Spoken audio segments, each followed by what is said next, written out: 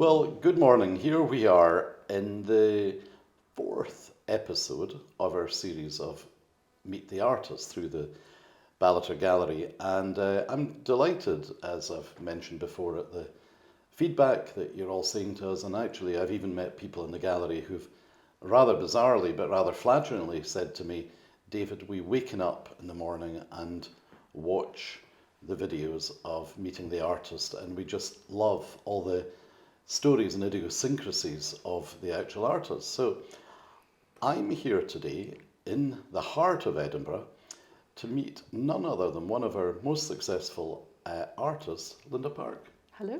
Hello, Linda. So I have known you for quite a few years. We got to know each other through the Maggie's events and then old mutual friend and different things like that. And although we're sitting, as I say, in the middle of Edinburgh, and you're long established now as an Edinburgh girl, you didn't grow up in Edinburgh, did you? I didn't know. I was brought up in the west of Scotland, in Kilmacone, Renfrewshire.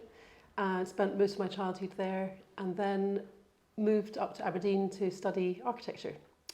So what I'd like to talk about is a little bit for you to talk about these early days, and we'll talk about your actual paintings, which I know everybody's dying to hear about in a couple of minutes. So go back to these early days in Kilmacombe, Linda, and tell me sort of how it all became. I suppose as a child I was quite creative. I always wanted to make things or draw things, or not necessarily painting, but just, making models, trying new recipes, making clothes, whatever it may be. I was always wanting to do things with my hands, as it were. And I started art at school, but I was probably guided more down the academic route rather than art. So the combination of art and academics was probably architecture. It's the route it took me to. So yes, I've always had that desire to be creative. So as a 10 or a 12-year-old, did you think you'd become an architect before you'd become an artist? Or was there ever a plan? I don't think there was a plan, to be honest. No, it just kind of evolved. I think as I went through architecture, I enjoyed the creative side more so. I suppose architecture was quite restrictive and quite straight lines and rules and regulations, and maybe I slightly rebelled there and wanted to become more free, and then left architecture and entered the world of business for 10 years. And it was probably only when I had young children I got back to my creative. I'm writing this down, Linda Park, rebel.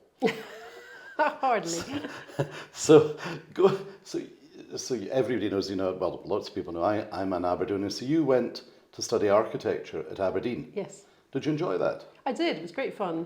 I really enjoyed it. And then becoming an artist, so it really evolved rather than becoming a plan? It evolved. I think having young children didn't necessarily want the pressure of running my own business, which I had done. So I went back to my creative roots and started creating again. I did a bit of blacksmithing. I did all sorts of things, and then started dabbling with painting and framing, and then the art then took on from there, and it's been a solid thing since But then. not just a solid thing. I remember a customer in the gallery who'd followed your work for ages, long before I opened the gallery, which, as you know, is only over 3 years ago, had said to me that the moment you started painting professionally, you were like an instant success. I think, you have a few. I know, you're very modest, A Linda. few successes and mushrooms in there, but yeah. A few successes. So your style of painting, following on from the little bit about architecture, it's quite sculptural, isn't it? It is, yeah. No, I suppose a lot of what I do is I work in oils on board, and playing with the actual paint and almost experimenting on the board. So we want to talk about some of the paintings which are here in the studio, but this will drop in, Linda, as we're talking about. We've got the most incredible painting at the time of videoing here, as I say, we're at the end of September, of St Cyrus Beach. When you pick subjects for your paintings, how does that come about? Because I know you have spent time in France, you've spent a lot of time travelling the country. How do you choose where to paint? I suppose I have to have some sort of focal point. I work from photographs, just whatever is a motive to me, really. Yeah. But going on about the painting of St. Cyrus, and hands up, I adore it. I actually only visited St. Cyrus, despite being an Aberdonian, about 3 years ago, and it was because I saw your painting of St. Cyrus. So going on about the painting of St. Cyrus, you've been there, you've been everywhere that you paint. Yeah, no, very definitely, yeah. And a lot's to do with the light, hasn't it? Yeah, I quite often visit places in sort of morning and evening or different seasons, because the light is totally different. The whole feel of it's very different depending on what season or time of day you're in. And sometimes I'll play around. I quite like showing the extremities of light and shade, or over exaggerate contrast. So you have very bright lights sort of shining through on a surface, and bringing out these highlights with splashes of colour, and almost immersing yourself within the landscape. It's incredible. And on your easel at the moment is a spectacular painting of Longnidree, just down the road. I actually know it very well, having lived down there. Explain that painting to me. It's got wonderful shades of green, for example. Yes, with a lot of there's bits of algae on the stones on the beach there. I'd never like to paint exactly photo-representative work. It's more just a hint of the colours and the light and what is there in front of you. And also getting a sense of perspective. Quite like to show that real depth of going into the distance, and you can almost get lost in the horizon. If you could just slightly move your chair, Linda, this painting behind you, because Tom can zoom right in here. I've never actually seen you painting these shades. This is a new painting for Ballater, and the lilacs and the blues. And I think you mentioned to me that's actually the Pentland Hills, isn't it? It is, yeah. It was a winter's day. We went out for a walk from Flutterston. And it's just all the movement in the landscape, and as you walk through, there was snow on the ground, obviously, and just getting the textures and the patterns and the way the light. And I think the words you've just said, textures, because when the camera zooms right in here, I mean, I would say it's the texture that's almost synonymous with Linda Park's work. And, you know, again, that's probably something that's evolved, has it? I've always loved working with texture, but yeah, I just think it's fun just playing with the paint and then seeing where things actually take you. Sometimes they are slightly, just happy mistakes, as it were. Highly sculptural. Somebody once used, I don't think it was you, but your paintings are almost carved by the elements. Yeah, weather is a big thing for me. Scotland is obviously a great place to experience so many different weather conditions, and just seeing how the wind and the rain and all these things interact with the landscape. But yeah, I find it really fascinating. And the painting here, now this is unusual for us. If again Tom can zoom in, this is a new painting, and this is far more abstract than I've seen of your work before. But it's abstract and it's not. Would you agree? Yes, you can still see roughly what it is. It's not totally abstract. But and it's the Isle of Skye, and I'm assuming maybe the Coolins and the incredible light. Down on the Sleat Peninsula, looking across to...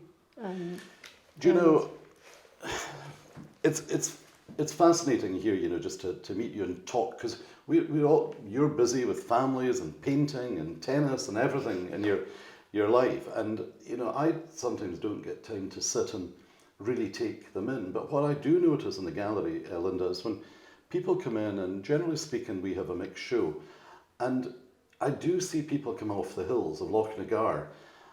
They've been at Morven, they've been at Lochmick, and they come into Ballater and their eyes go straight. So there must be something you're doing right. And when you look at the website with all the red dots around of how many we've sold, without sooking up to you too much, I think also, and I've said it before and there have been commented, your framing is beautiful, and you don't really change and muck about framing.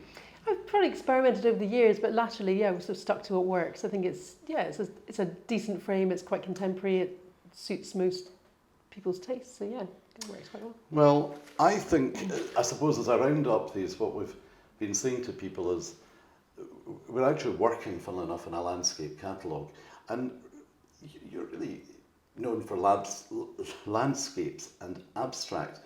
But here's the question, sort of. You've been painting like this for a few years, been highly successful, renowned almost. What are the plans for the future, for your paintings I'm talking about? Goodness. Did you not maybe say to me maybe more travelling and things like that? Yeah, I mean, I love travelling to new places and finding new material. So yeah, just I suppose when our kids grow up a bit and we have more free time, then yeah, to sort of travel around and explore Anywhere more in places. Scotland that you've thought, I'm going to get there, I really want to paint there? I haven't been out to many of the Western Isles. I would like to, so Harris and Lewis and Tiree and places like that. I'd love to go to, and the northeast as well. I haven't explored it maybe as much as I have the west, so that'd be quite nice. And continuing, you paint, I think, with all different types of brushes, quite thick brushes and Yeah. palette knife. I work with big brushes for the smooth. Again, I like the contrast of the sort of smooth skies often, and then bringing the texture out in the foreground with lots of palette knife work. So not really changing anything like that moving on, maybe just changing the subjects you're going to paint. Yeah, yeah. Well, I think this has been fascinating. I hope people have enjoyed, because this is really an interview that's been really talking about landscapes, and you know, seriously, people are blown away. And I know I put you under pressure to be videoed in the first place. So from the centre of Edinburgh here, I'd like to finish off and thank you very much, Linda Park, Thank for you. agreeing to be interviewed. Alrighty, thank you.